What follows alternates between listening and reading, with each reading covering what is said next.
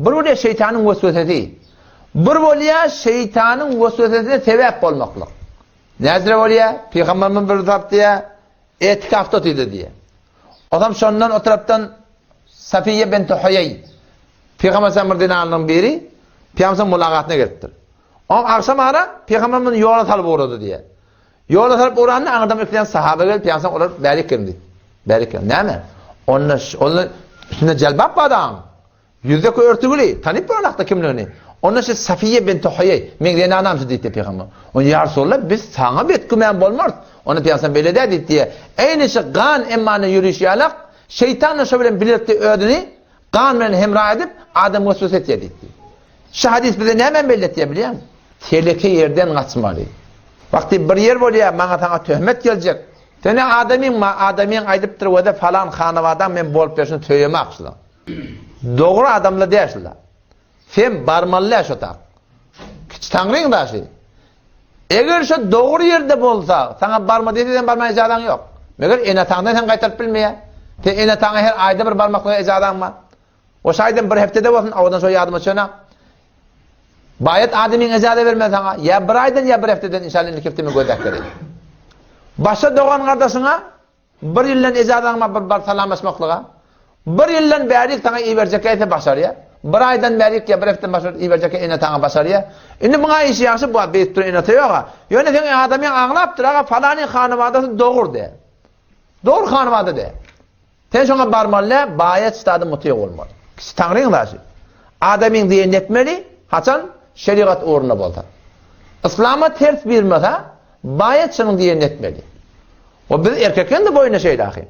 Bizim sizin diyenizi şeriat uğruna etmeklik bizim de hatta imkan var vazife şer'imiz. O zaman şu taydan töhmet çaydan kaçmalı. Tehlike yerden kaçmalı. Sen burada görüyorsun oradan zahiren bir kavi işaret oldu. Ama senin şu tak barmaklığın bilen sen hanımadana töhmet gelecek. Sen adamına töhmet gelecek. Şu töhmet çaydan kaçmalı. Bir töhmet çay ne mi diye biliyor musun? Sen gittiydin birinin önüne alıyordun. Öten sonra birinin önüne mimanım da. O zaman o dot olan, denanatı olaydı. Men bileci yatacak oldu. Men dot git, oğlan son yanında yat dedi. O ne mi dedi? Şu bir töhmetsi zayışı. Şu şeytanın yol oynayan zayışı. İnelekem başka bir miman gelse, hulâda men zindigimde gören de attım, hem ben ayıttırmayacak oraya. Töhmet getiriyen de atlaşırlar. Ya seni denana gidip durdun bir adamın doğasının öyüne gidip durdun. Zengurup durdun adamın, bana öyde yok, adamın yok. O hem baracak mı? Gela, onunla gela. Odan barıp durdun, iyi bir yandan adamsı gelmelilermiş, yokmuş da. Gelip dur kalacak oraya. Sen şu erkek bağ öyde, evet kalmayalım. O ne mi deyip? Töhmet cahil şu. Erkek adamdan sonra. Bizden sonra erkek neyme vesvese oluyor. Şu cüre töhmet cahil şu. İnelekem sen taksi binmeli, o binmeli oluyor da. Şununla her bir adam maşine binmelilerden, o ne mi deyip? Milletin kep kurungini getirenken, taksi telefonilerden belli tanılayan adamlar var. Şımal telefonlarına falan. Şöyle bir töhmet gelmeyecek yerler var. Yoksa o da bir zaruret şer'i olsa, ineleken sefer miqdar 78 kilometrede. Bir zaruret bolup gitmesen bolanak, adamın başıyla gidiptir. Hulasa bir müşkil tabılıp sen etmeyin gitmeli. Şu sefer miqdar bolmadık yerde berdi hicab-ı İslami'ni riayet edip, hicab-ı İslami diyenim, şu vatçı Hekimzanın denanası celbab tiktirgildir. Şu celbabı tiktirmeli ayarlığa. Defendim burada geliyor. Sen kulleş örtügülü olmaz. Sizin mesalınız camiada bir sedef. Bir morvadi sedefin içindedir. Sizin avadallığınız, sizin fiiliniz, sizin hormatunuz, sizin ihtiramı, izzatı, avrayınız denanıla ne mi? Şey çadırın içinde. Ama o çadır demeyin, celbab deyin. Çadır diyen de ev açık yadın o çiyada. Yok. Ev açık diye İslam'da celbab var. Defeden gelirmiş.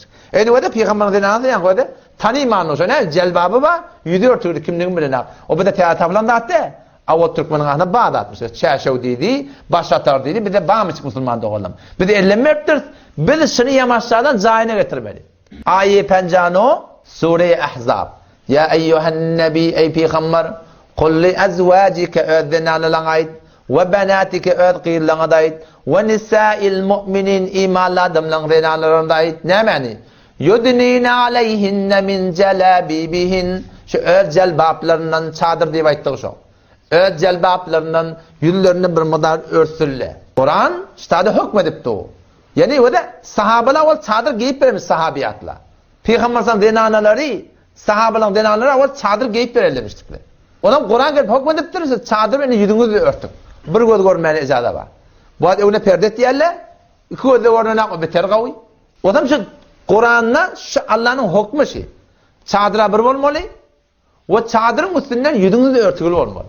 İnsanın inki avadan yerini yüzü gözü da. Hem yerini örtsen, bunun yüzünü örtmeden, celbi teveccüh et diye. O başta adamları günahkar et diye. Avval bağdatsı. Meneten şunun konuşunu eliyek çermemin ayarlığı. Himmet etmeli. Şunu öz hanım adamda getirmeli. Şunun hakkında dua etmeli. İneşter TV keşfat bizim oğlullamak var ha. Şunu Türkmen'e biz meni de ettik. Yönesi celbab defeden giyilmeli inşallah. Umid be Allah Teala cemaatlerden bizim Türkmen seramızda bir Türkmen iyili bir hicab bilen, bir ayarlı oğlumuz anırdan bir sürülünçük geliyen bir hicab bilen, celbab bilen görer mi kalacağını? Bir size bir iftihar ettik şey. He yamaçlardan Türkmen iyili o çadıra gittir. Çarşavı mühendisatlar ara gittir. Ne kadar biz iftihar edeceksiniz aslında. Şu kun herkese nakes evine beyleşeli adam ne kadar şermende oluyor. Müslümanın çağatı zenana barıp bir tükenine bir erkek bilen işlev atı. O ayarlığın sana Allah padişahlık verdi baba otur öyünde.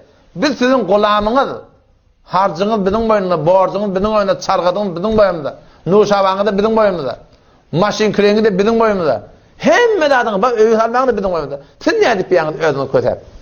O güneye karşılık üstüne doğru der Müslüman doğru. Aslen doğru der. Zenanan gidip bir yerde işlemektir. Ha, muallem olup dursun mu? Zenanaları ders veriyen mi? O da bir gerek daha. Şey değil mi? Celbabın giy, yüzün erkademe kokadına, erkademinin oturuşma, git kelasına git de gel. Raayet edeydi. Ya başka bir yerde işleyerdin mi? Bir için raayet etmeli. Bir de düktör denana da gerek. Yine burada da gerek. Ama çarçup raayet olmalı. Erkekle bilen bile olmalı yangurun yok. Cüda olsun hadi. Cüda gönü ödeme teversin da şey değil mi? O bir medretesizlikten olsun.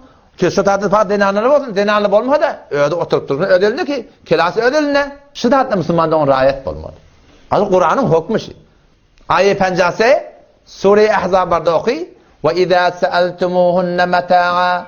Ey peygamber, ey imanlı adamlar, peygamberin helelerinden burada sorursanız fes'eluhunne min verâi hicab. Perden gidin sorun.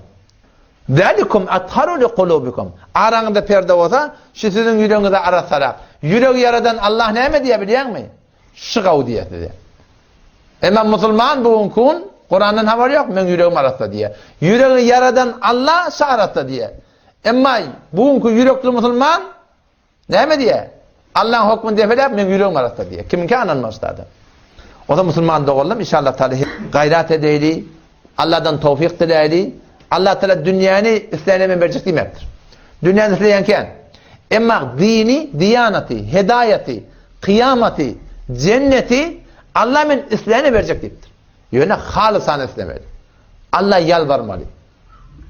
Öz hanım adamımızda inşallah Kur'an okuyuydu, tercüme Kur'an okuyuydu, mutale-i mufid edeydi, televizyonun gödeleyen adları kontrol edeydi, mahbari yerine budatları kullen öden çıkarmalı adlı. Bir peydalı atı yapıladı hanımada. Meğerin ki bağın atan bir ilmi bir tahkiki olsa, ya başarı faaliyeti dinisi olsa, ki ihtiyacı olsa, o da fakat öyle elinde olsa, ki oğlanışın eline düşmesin, kullen böyle bir durum var yani, o at yerine duran o at. Kavtoylara baraydı, kavyarlara baraydı, o inşallah sayı değil o da, şu celbabi amı değil öyle aramızda. Biz erkeklerden sakkal, topun görünük gelmekler, gayim Müslümanlığın millet diyesi. Siz zenanelerden nasıl celbab? Siz şunu boynalın. Burada bir Türkmenin ulukan, il halk burada diye, halktan ortaya. Biz erkekle sakkal olacak olsak, halktan ortaya. Halk neyme diyer. Siz zenane celbab koyacak olan halk neyme diyer. Halktan el çekin. Halka yapsaydı. Halk aydır koyuyordu. Ne darat koyuyordu neyme, halktan peyda mı şeydi.